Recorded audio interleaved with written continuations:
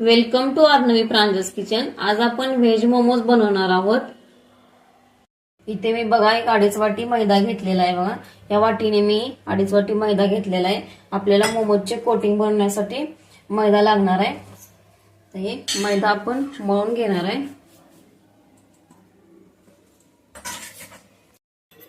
मीठ घालणार आहे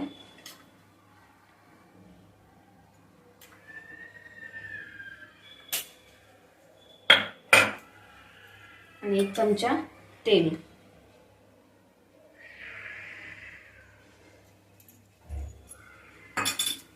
हे सगळं मिक्स करून घेऊया।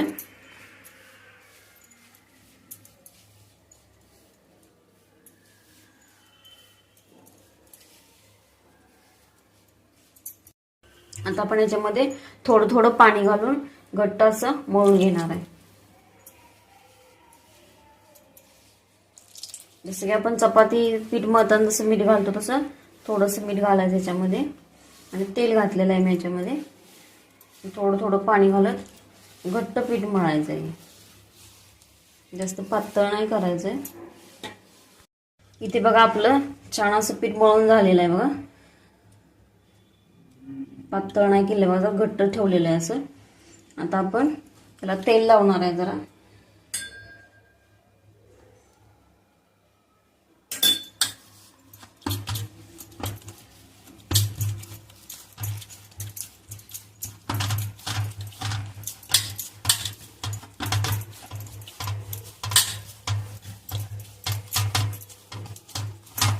बघा इथं आपलं छान असं पीठ मळून झालेलं आहे।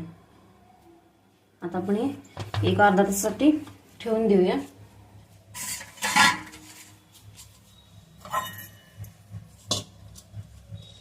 आता आपला मैदा मळून झालेला आहे। आता आपण मोमोजच्या स्टफिंग साठी बनवणार आहे। आता इकडे कढई गरम झालेली आहे। आपण तेल घालूया, 3 ते 4 चमचे तेल घालूया। भाज्या जेवढ्या असतील त्यानुसार तेल घाला। भाज्या कमी असतील तर कमी घाला।